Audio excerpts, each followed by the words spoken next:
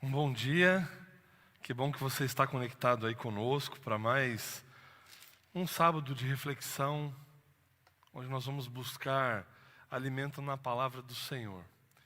Eu gostaria de, antes de começar, de introduzir a reflexão, de avisá-los que nós estamos programando a reabertura da nossa igreja para novembro. Então acompanhe os próximos sábados, porque neles você receberá as orientações necessárias para que você possa fazer o seu cadastro, para que você possa garantir a sua vaga, uma vez que nós teremos uma limitação de ocupação aqui do nosso templo. Então nós estamos programando a reabertura para o mês de novembro, e nos próximos sábados você receberá a orientação necessária. Hoje nós estamos começando uma nova série, e nós vamos refletir num tema geral pelos próximos sábados. É muito comum nós nos perguntarmos em diversas situações da vida o que é que Jesus faria em nosso lugar. Se Jesus estivesse diante da mesma situação que nós, o que é que Jesus faria? Quais seriam as suas escolhas? Existe até um livro, um dos clássicos, do autor Sheldon, que diz, o título do livro é Em Seus Passos, o que faria Jesus? Mas nessa série nós gostaríamos de levar você a pensar em algumas outras coisas. Não necessariamente no que Jesus faria, mas no que Jesus desfaria na sua vida. Se Jesus tivesse carta branca da sua parte hoje, nesse momento, de entrar na sua vida e poder fazer o que Ele quisesse, quais seriam as coisas que Jesus faria na minha e na sua vida? Por isso, nós vamos pensar nessa série, o que é que Jesus desfaria? E nós vamos pensar em questões como o orgulho espiritual, como o preconceito, como o sentimento de culpa, como a meritocracia, como a vaidade, coisas que Jesus precisa de fato desfazer na nossa vida para que nós possamos cumprir o plano que Ele estabeleceu para nós. Hoje nós vamos refletir a respeito do orgulho espiritual.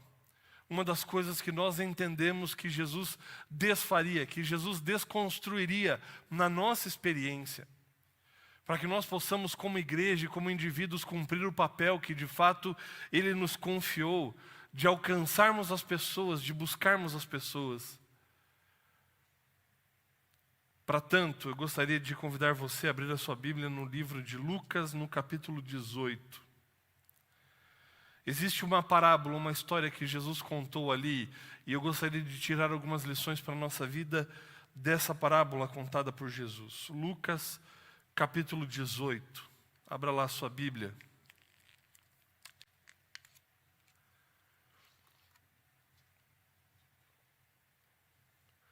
Através dessa parábola, Jesus vai trazer para nós algumas lições, alguns ensinamentos. E essa parábola começa, esse registro começa nos dizendo o seguinte no versículo 9. Lucas capítulo 18, versículo 9. Propôs também Jesus esta parábola a alguns que confiavam em si mesmos. Veja, essa parábola aqui, ela não se refere a todas as pessoas, mas a algumas pessoas que confiam demais em si mesmas. Pessoas que colocam a sua esperança em si mesmas, que esperam por elas mesmas, que depositam a sua fé em si mesmas. E aí, nesse momento, eu faço um convite para que você olhe para dentro de si e avalie se você, de repente, é uma dessas pessoas que precisa aprender o que Jesus está prestes a ensinar com essa parábola. Pessoas que se achavam justas, porque o texto continua dizendo, pessoas que confiavam em si mesmos por se considerarem justos e por conta disso desprezavam as outras pessoas. Pessoas que por conta do seu comportamento, por conta daquilo que faziam, acabavam desprezando os outros, acabavam trazendo para si algum tipo de deferência, de distinção das outras pessoas. Sabe que quando nós começamos a nos afastar de Deus, quando o nosso relacionamento com Deus, ele começa a ser afetado, o nosso relacionamento com as outras pessoas começa a ser afetado também. Aqui Jesus está direcionando essa parábola e essa lição para pessoas que, ao invés de confiarem em Deus, passaram em algum momento da vida a confiarem em si mesmas, naquilo que elas poderiam realizar, naquilo que elas poderiam alcançar. Na prática das suas boas obras, pensavam elas ter alcançado alguma coisa, algum mérito, e por isso se tornariam, no seu pensamento, distintas das outras pessoas. Pessoas que se achavam justas, e essa palavra justo aqui traz a ideia de pessoas que praticavam as leis que eram observadas naquela época, e nós poderíamos fazer referência aqui ao Talmud, com aquelas 613 leis a respeito de como se deveria guardar a Torá, a lei de Deus. Pessoas que, por guardarem esses preceitos, se achavam melhores do que os outros. Essa parábola vai falar de duas pessoas, dois homens que foram ao templo aparentemente com o mesmo propósito, com o propósito de orar. Aparentemente no mesmo lugar para fazer a mesma coisa, mas essa história vai ter destinos completamente diferentes para ambos. Versículo 10 diz: 2 homens subiram ao templo com o propósito de orar, um fariseu e um publicano. E aqui duas figuras completamente distintas. De um lado, um fariseu. Hoje, pela leitura que nós fazemos e pela maneira como nós aprendemos a história, nós olhamos já para os fariseus de uma maneira muito negativa. Dignos de várias críticas, mas talvez não fosse assim naquele tempo, enquanto a história de fato estava acontecendo. Um fariseu, nos tempos de Jesus, era uma pessoa extremamente respeitada. Quando um fariseu passava pela rua, as pessoas olhavam e viam ali a figura de uma pessoa santa, porque ele procurava seguir e praticar todos esses preceitos. Nós tínhamos ali um líder espiritual, alguém que, além de conhecer todas essas leis, praticava todas essas leis, e algumas delas eles praticavam ainda até um pouco a mais do que era requerido na própria lei. Do outro lado, um publicano.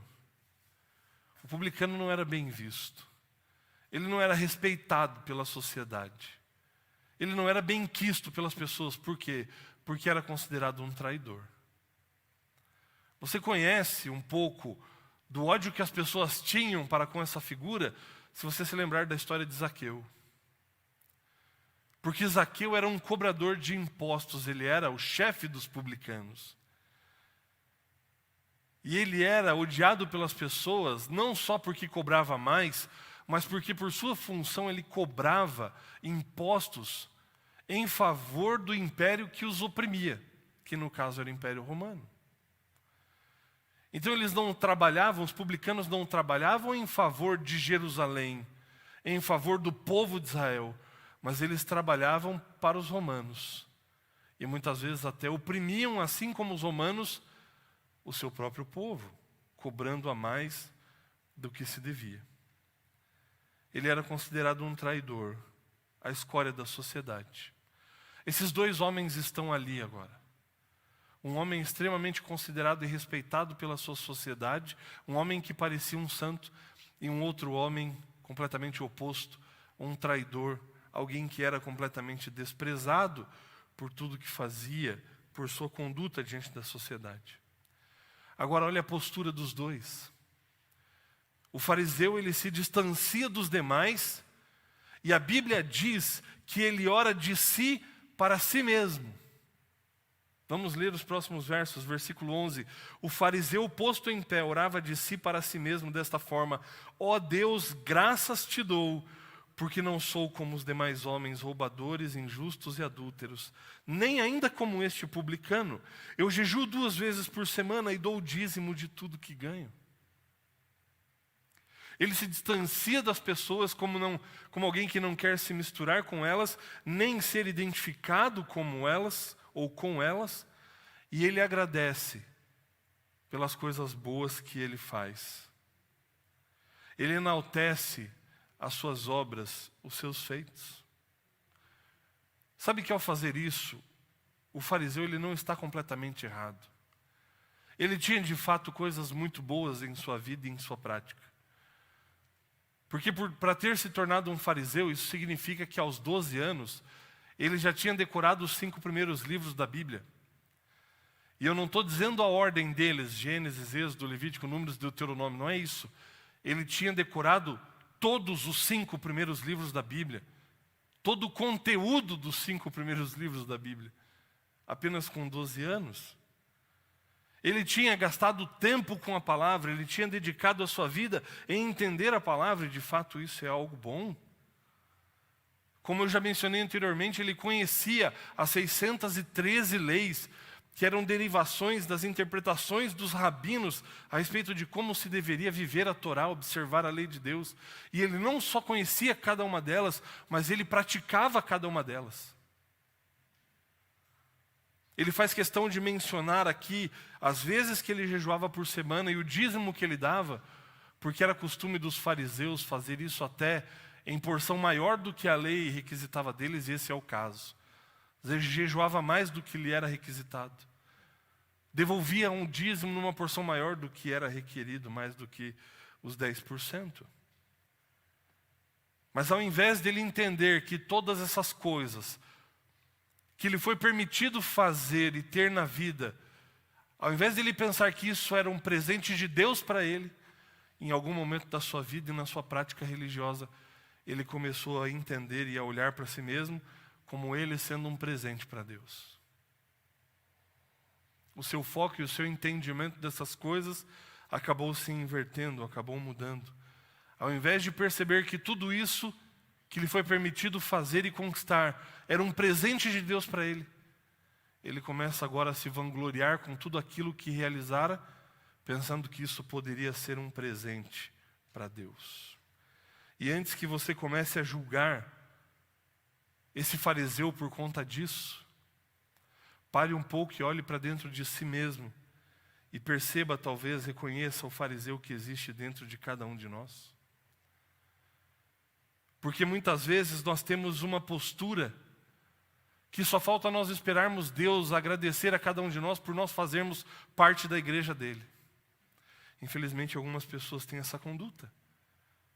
Precisamos olhar para nós, para de repente reconhecermos o fariseu que existe dentro de nós, porque talvez muitas vezes a nossa postura é de quem possa dizer para Deus: ah, Senhor, de nada por cantar no louvor da tua igreja.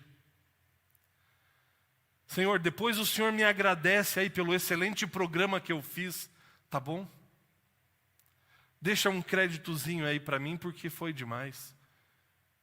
Senhor, imagina, não precisa agradecer não pelo dízimo que eu devolvi, fica tranquilo, o valor é expressivo, mas estamos juntos. Ou por pensar que nós podemos ter alguma primazia para Deus atender os nossos pedidos e as nossas orações. Quem sabe nesse momento de pandemia alguém possa ter o sentimento no fundo do coração de dizer para Deus: Senhor, não precisa me agradecer por não ter pedido nenhuma transmissão dos cultos da minha igreja. Eu sou assim mesmo, Senhor. Assim como o fariseu, nós podemos começar a deixar de ver as coisas como um presente de Deus. E podemos cair no engano de achar que nós mesmos somos os presentes. Quando o orgulho espiritual ele surge na nossa vida, ele nos leva para 3 destinos inevitáveis. 3 destinos que nos levam à queda ao final de todas as coisas.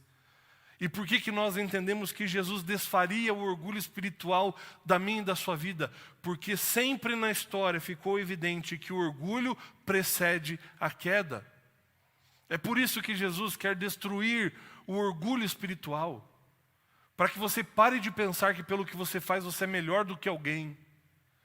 Ou porque você faz alguma coisa, você merece alguma coisa da parte de Deus. É por isso que Jesus quer fazer, para evitar que nós caiamos nesse engano. O orgulho espiritual é um caminho que nos leva a 3 destinos. O primeiro deles, a autossuficiência. Você começa a pensar que não precisa de mais ninguém. E chega ao ponto de pensar que não precisa também de Deus. Quando você começa a olhar para si, para suas coisas e diz: olha só o que eu fiz, olha o que eu conquistei, olha o bom cristão que eu sou. Olha as coisas que eu faço, olha como eu lidero essa igreja, olha como eu lidero o meu departamento. Segundo destino, que precede a queda, da autovalorização. Eu sempre faço certo, eu sempre tomo as melhores decisões. e você quase que nem percebe que as suas palavras falam a respeito de si apenas. E o terceiro destino que o orgulho espiritual traz para nós é a exaltação própria. E aí você começa a ter essa necessidade de que as pessoas olhem para você pelo bom exemplo que você é, por tudo que você faz. Sabe que quando você entra por esse caminho, o caminho do orgulho, ele começa a trazer em você sentimentos que não são normais quando você não é tomado pelo orgulho espiritual. Você começa a evidenciar sentimentos e emoções que antes não te eram normais. Você começa a querer mostrar coisas que antes você não queria mostrar. Eu aprendi uma grande lição quando numa sexta-feira nós estávamos em casa preparados para receber o sábado e a Camila preparou uma mesa linda para a gente poder jantar juntos ali e recebermos o sábado juntos. Ela caprichou, foi muito detalhista e realmente aquilo estava demais, uma mesa muito especial. Eu, por algum motivo, coisa que eu nunca tinha feito em outros momentos, eu falei, quer saber? Eu vou compartilhar com a minha família e vou mostrar como a nossa mesa está bonita. Como a gente se preparou para receber o sábado. E eu tirei uma foto da mesa e eu postei no grupo da família. Minutos depois, a minha prima, com a maior sinceridade do coração dela, foi dividir também como eles estavam felizes de receber o sábado. E de repente ela posta uma foto. E quando eu leio a foto, a minha felicidade e o meu orgulho caem por terra. Porque enquanto eu estava celebrando a linda mesa que nós preparamos em casa, ela posta uma foto e a explicação embaixo da foto dizendo: hoje nós recebemos em casa um morador de rua. Demos um banho nele, roupas novas para ele, agora ele está jantando com a gente e depois nós vamos para a sala conversar. E o meu orgulho por causa da mesa teve que ser enterrado no chão. Sabe que quando você deixa o orgulho espiritual tomar conta de você, você tem sentimentos que normalmente você não teria, você quer mostrar coisas que geralmente você não mostraria, e isso, de fato, pode sair pela culatra. Porque ao fazer isso, ao começar a se comparar, que é um desses sentimentos que não são naturais ou que não deveriam ser, que é um fruto do orgulho espiritual, você pode perceber que existem pessoas que fazem muito mais do que você. E se isso não quebrantar o seu coração, isso pode ainda aumentar muito mais o seu orgulho espiritual. O orgulho faz com que a gente se compare com as outras pessoas. A comparação, ela não é saudável. Ela não é um fruto do Espírito. Porque a comparação é um mecanismo para que eu mesmo me valorize. Porque quando eu me comparo, a intenção de toda e qualquer comparação é me colocar num patamar elevado, rebaixando assim as outras pessoas. E essa é uma maneira de eu alimentar esse meu orgulho. E repetindo o que eu já disse, se isso não te quebrantar, isso pode aumentar ainda mais o seu orgulho. Sabe que isso pode se aplicar, ou isso pode se manifestar de diversas maneiras. É verdade que nós ainda não estamos aqui nos reunindo na igreja, mas isso poderia ser comum antes da pandemia. E se nós não entregarmos o nosso eu nas mãos de Cristo, isso poderá acontecer também no nosso retorno. Quando você, pai e mãe, vem com seus filhos para a igreja e você fica reparando o filho dos outros, que de repente talvez não tenha o mesmo comportamento que você, e você começa a julgar, está vendo o filho do fulano ali, ó, não para quieto. Acho que nem fazem o culto em casa.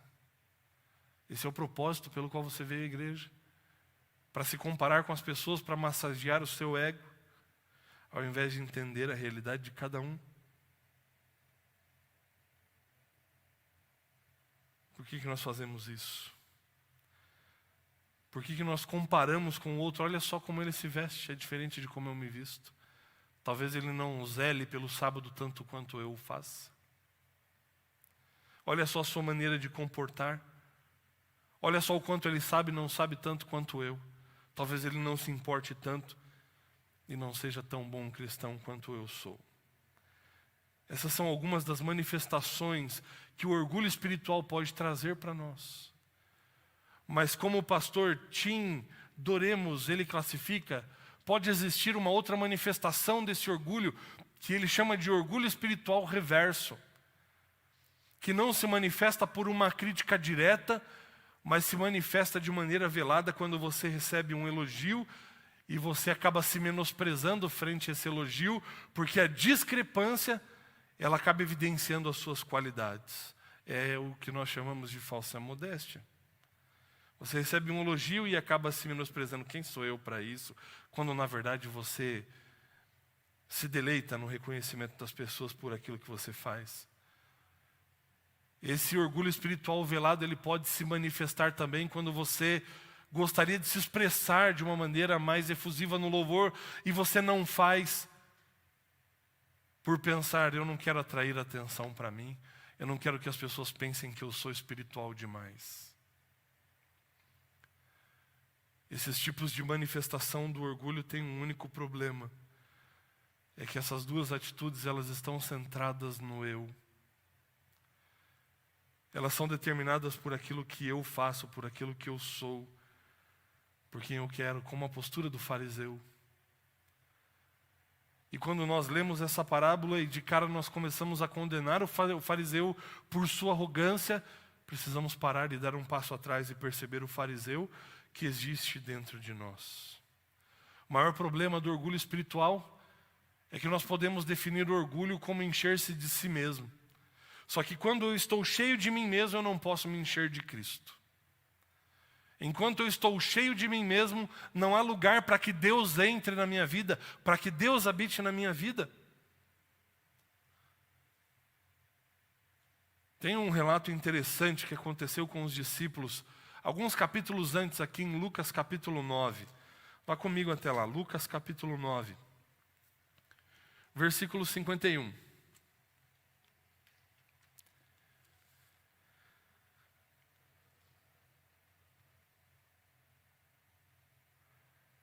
Melhor, eu vou ler o 54. Os discípulos estão passando ali perto de Samaria.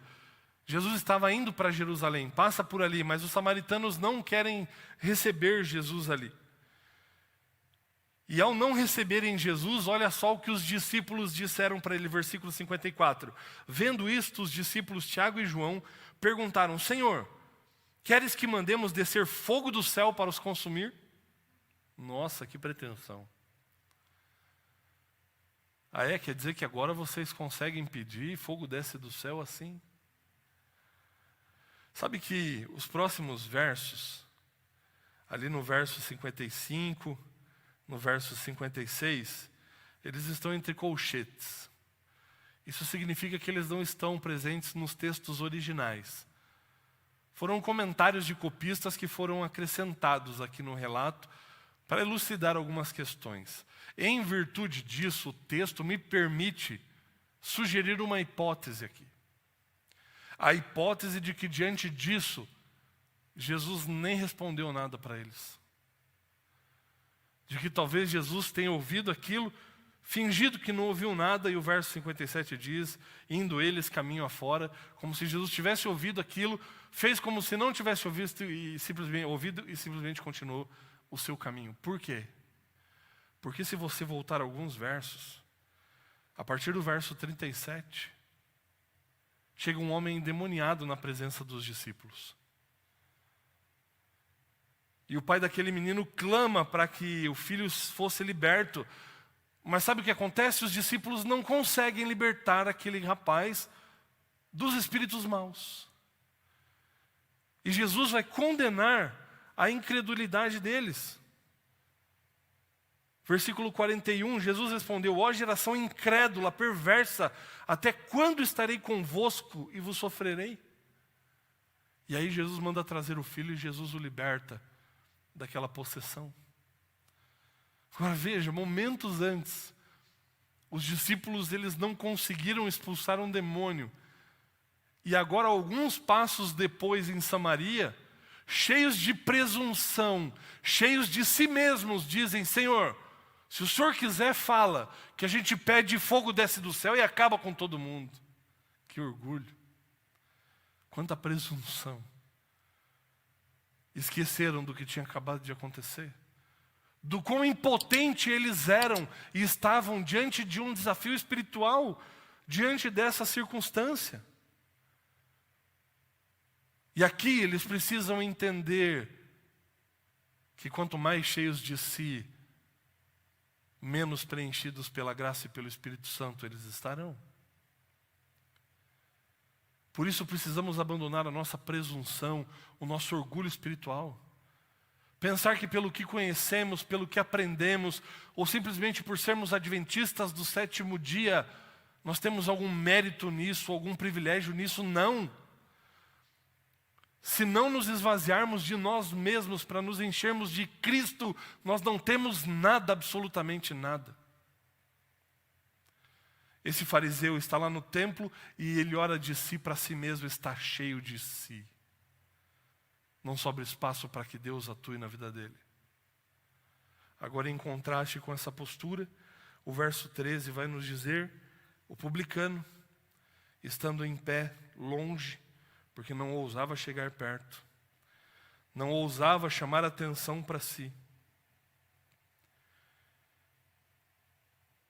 Ele não ousava ainda, segundo o verso 13, levantar os olhos ao céu, mas ele batia no peito dizendo: ó Deus, sê propício a mim, pecador. Ó Deus, tem misericórdia de mim. Diferentemente do fariseu que julgava ter alcançado muitas coisas, ter privilégios, ter primazia, ter direitos, e até se considerando um presente para o próprio Deus, o publicano agora, ele não ousa olhar para o alto, ele entende a sua indignidade, a sua incompetência espiritual, a sua pequenez, e ele diz: Senhor, tem misericórdia de mim. Ele não pede para que Deus lhe dê o que é justo. Ele não pede para que Deus lhe dê o que ele merece. Ele clama por misericórdia. Até porque se ele clamasse pelo que é justo, vamos imaginar que dentro desse contexto, porque no capítulo 19, nós vamos conhecer a história de Zaqueu, que era o chefe dos publicanos. E a história também me permite sugerir que se Zaqueu era o chefe dos publicanos, e se ele fraudava na cobrança dos impostos, possivelmente esse publicano da parábola aqui poderia representar algum dos liderados de Zaqueu, que também roubava, por exemplo, do seu chefe. E se realmente esse homem fosse punido por lei, para pagar as pessoas, para ressarcir as pessoas que ele fraudou, de quem ele roubou, ele tinha que, além de devolver a quantia roubada, devolver pelo menos mais 20% sobre essa quantia. Ele olha para a sua condição, para aquilo que a lei apresenta diante dele, ele diz: Senhor, eu não tenho condições de fazer isso. Ele assume a sua indignidade, a sua incompetência diante da situação. Por isso ele não pede o que é justo, por isso ele não pede o que ele merece, mas ele clama por misericórdia. O publicano aqui entendeu que se Deus não se manifestar na sua vida, ele não teria nenhuma esperança. Se Deus não se manifestasse em favor dele, ele estava completamente perdido. Não teria saída, não teria uma solução para o seu caso. Ele morreria nesse pecado e nessa condição. Por isso que quando ele vai e se coloca diante do Senhor, reconhecendo quem ele é, a sua pequenez, a sua indignidade, ele diz: Senhor, sê propício a mim, pecador. E no momento em que ele faz isso, ele se coloca na posição perfeita para ser preenchido por Cristo Jesus. Quando nos esvaziamos de nós mesmos, quando reconhecemos a nossa incapacidade de conquistar qualquer mérito ou de produzir salvação para nós mesmos, nós nos colocamos na perfeita condição para sermos preenchidos pela graça, pelo amor, pela misericórdia de Deus.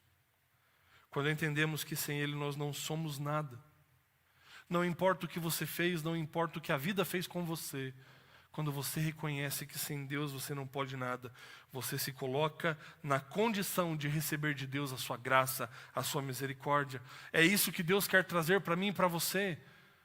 Quer trazer para a minha vida a sua esperança, quer trazer para a minha vida a sua misericórdia, a sua graça, o seu perdão.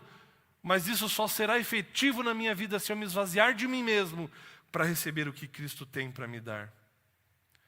A melhor maneira disso acontecer é se esvaziando, é entendendo qual é o seu lugar e a sua condição e permitindo que Cristo te preencha completamente. Existe uma história muito emblemática na Bíblia de alguém que passou por isso.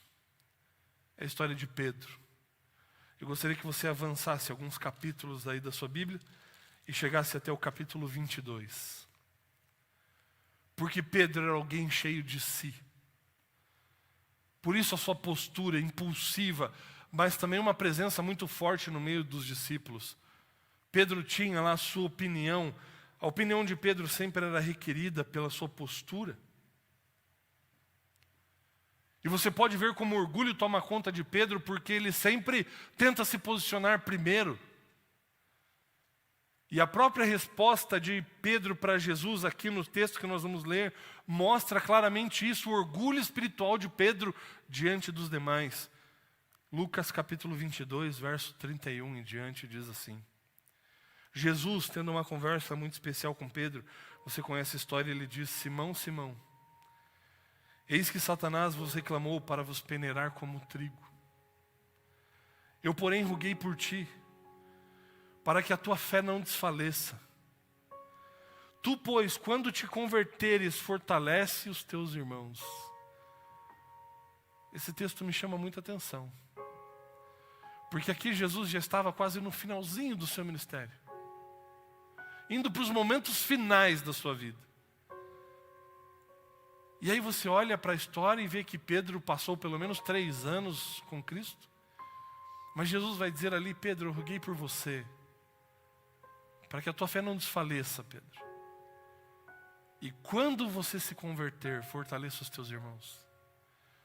Jesus olha para dentro do coração de Pedro e vê que o coração de Pedro ainda está muito cheio do próprio eu. E aí Jesus vai dizer: Pedro, quando você se converter, fortaleça os teus irmãos. Pedro, ainda precisa acontecer algo dentro de você que ainda não aconteceu. E talvez eu esteja falando para alguém nessa manhã que precisa, assim como Pedro, de uma verdadeira conversão. Talvez eu esteja falando para alguém que ainda tem vivido por si e para si, e que precisa esvaziar-se do eu, para permitir que Cristo Jesus inunde a sua vida e o seu coração e transforme você por completo. Pedro ainda não tinha um coração convertido. Pedro precisava ainda renunciar o eu. Prova disso, cheio do seu orgulho, o que Pedro vai responder? Senhor, como que o Senhor fala uma coisa dessa? Eu estou pronto para ir contigo para a prisão ou para a morte.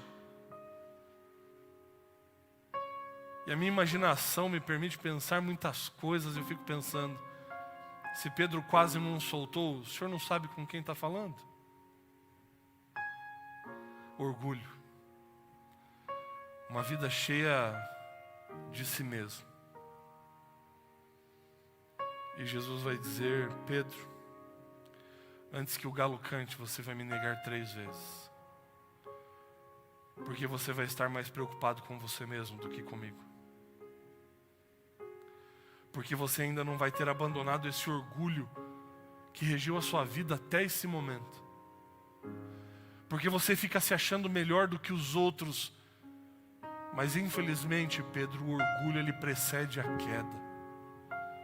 O que eu quero é evitar que você caia, que você se machuque, que você se fira por conta desse teu orgulho. E eu estou avisando você antes, Pedro, e mesmo assim você não vai abandonar isso e você vai cair. E de fato, Pedro estava cheio de si mesmo. Os guardas chegam, levam Jesus, ele vai seguindo de longe e os questionamentos vão surgindo e as negações acontecendo. Pedro nega Jesus as 3 vezes e no final desse momento, os olhos de Cristo se encontram com os olhos de Pedro. Pedro sai daquele lugar chorando amargamente. Porque talvez só naquele momento, se deparando com tamanha queda, entendendo o impacto daquilo que ele fez, ele tenha entendido que viveu até aquele momento por si mesmo. Que ainda não estava vivendo por Cristo Jesus. Que ainda não tinha entregado o coração completamente para o Senhor. Mas louvado seja Deus, porque essa história não termina aqui. Ela vai ter uma continuidade no Evangelho de João, no capítulo 21. Jesus ressuscitou. E ele vai ter um encontro com seus discípulos na praia. E Pedro teve tempo para pensar. Passou a noite inteira no alto mar. Só Deus sabe o que passou na cabeça de Pedro. Só Deus sabe os sentimentos no coração de Pedro. Mas Jesus sabia que alguém ali precisava de uma nova oportunidade. Evangelho de João, capítulo 21, versículo 15 em diante diz: depois de terem comido, perguntou Jesus a Simão Pedro: Simão, filho de João, amas-me mais do que estes outros? Ele respondeu: sim, Senhor. Tu sabes que te amo. Ele lhe disse: apacenta os meus cordeiros, Pedro. Tornou a perguntar-lhe pela segunda vez: Simão, filho de João, tu me amas? Ele lhe respondeu: sim, Senhor, tu sabes que te amo. Disse-lhe Jesus: pastorei as minhas ovelhas. Pela terceira vez, Jesus lhe perguntou: Simão, filho de João, tu me amas? Pedro entristeceu-se por ele lhe ter dito pela terceira vez: tu me amas? Jesus pergunta as 3 vezes, porque 3 foram as negações. Mas eu fico imaginando que talvez Jesus tenha perguntado também as 3 vezes, para garantir para o próprio Pedro que ele não estivesse respondendo assim como ele tinha respondido a última coisa que Jesus tinha dito para ele. Como que Jesus quisesse dizer: Pedro, mas olha para dentro de você. Avalie com qual intenção você está me dizendo isso, Pedro. Porque eu não quero uma resposta pronta como foi a anterior. Eu quero uma resposta verdadeira, de coração. E eu acho que nesse momento a ficha cai para Pedro. E Pedro pôde parar um pouco, respirar fundo e dizer: Senhor, tu sabes todas as coisas. O Senhor sabe a luta que eu enfrento aqui dentro.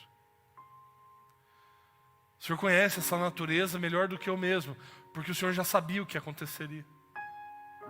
Sabia para onde esse orgulho me levaria.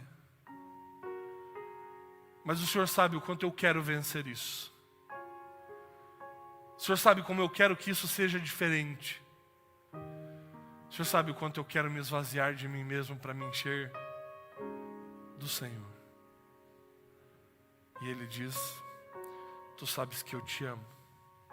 E Jesus lhe disse: apacenta as minhas ovelhas.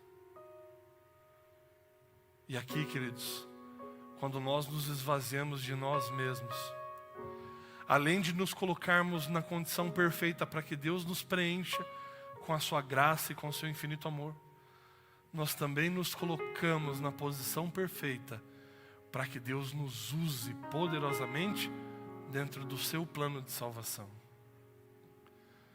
Aqui, Pedro crucifica o seu eu com Cristo Jesus. Aqui Pedro abandona todo o orgulho espiritual que ele teve por ser um discípulo, por andar com Cristo. E aqui ele se torna um instrumento poderoso nas mãos de Deus. Porque quando você entra no livro de Atos, você vai ver Pedro pregando não mais do que 10 minutos. O sermão está escrito ali. Você não demora mais do que 10 minutos para ler. Mas o impacto disso, de uma vida cheia do Espírito Santo, é que numa pregação como essa, cerca de 3.000 pessoas aceitaram a Cristo Jesus. O que precisa acontecer para você abandonar o seu orgulho? Para você de fato se colocar completamente nas mãos do Senhor e entender que sem Ele você não é nada. Que a salvação não acontece por aquilo que você pode fazer. Não há quantidade de sábados suficientes para se guardar, para que através disso você conquiste a salvação. Não há preceitos suficientes para você cumprir, para que isso te garanta a salvação. Quanto tempo mais você vai demorar para entender isso? Que a salvação ela só acontece quando você permite que Cristo faça isso em você. Por isso o convite para mim e para você hoje é que possamos nos esvaziar do nosso eu. Entendermos que assim como os demais, sem Cristo nós não somos nada, absolutamente nada. Precisamos entender como indivíduos e como igreja, que todos, e quando eu digo todos eu não estou me referindo só aos membros dessa igreja, mas toda a humanidade ela está no mesmo barco. Somos vítimas, somos reféns do pecado. E somos o alvo do infinito e incondicional amor de Cristo Jesus. Ele não tem filhos preferidos. Não existem filhos que são mais amados. Por isso nós precisamos olhar para as pessoas como iguais. E olhar para Deus, reconhecendo a nossa pequenez. E entendendo que só seremos salvos por aquilo que Ele pode fazer em nós. Que assim como Pedro, você tenha hoje um coração completamente convertido. Que hoje você possa crucificar o seu eu com Cristo Jesus. Tomar a sua cruz e segui-lo por onde quer que Ele for. Feche seus olhos, incline a sua fronte e vamos orar. Querido Deus, é bem verdade que muitas vezes nós nos enganamos. Assumimos uma postura de uma falsa humildade, para parecermos bons cristãos. Ou às vezes nós até nos vangloriamos de coisas que fazemos, de preceitos que cumprimos, achando que isso pode trazer para nós alguma vantagem espiritual, algum mérito. Ajuda-nos, ó Deus, aqui nesse momento. Não sejamos mais enganados pelo orgulho. Que possamos de fato, ó Deus, nos esvaziarmos de nós mesmos, para darmos espaço para sermos preenchidos pelo Teu Santo Espírito. Para que a Tua graça, para que a Tua misericórdia, o Teu perdão possa inundar o nosso coração e para que possamos voltar para a nossa vida justificados, como o exemplo do publicano. Que esse orgulho, ó Deus, não nos leve mais para o engano, para o erro da comparação. Cada um tem uma história, cada um tem os seus motivos. E todos nós somos reféns, vítimas do pecado que nos assaltou. Mas graças nós damos, porque Cristo Jesus pagou a dívida. Porque em Cristo Jesus nós fomos resgatados. E a única coisa que nos cabe fazer é permitir que o Senhor cumpra em nós a Tua vontade, porque esse é o único meio de salvação. Que nós possamos, ó Deus, nos despir de todo e qualquer orgulho, vaidade, presunção. Mas que nós possamos hoje de fato entender que sem o Senhor nós não somos nada. E que o Senhor opere tudo em nós, a favor de nós, para a honra e glória do Teu nome. Abençoa cada um dos Teus filhos, Pai querido. Que em Cristo Jesus nós possamos receber hoje a salvação, a certeza de que os nossos pecados foram perdoados E que o Senhor continue nos transformando a cada dia a tua imagem e a tua semelhança. Que possamos a cada dia, ó Deus, de fato nos parecermos mais com Cristo Jesus. Pois é no nome dele que nós oramos. Amém, Senhor. Que Deus abençoe você. Que você tenha um ótimo restante de sábado.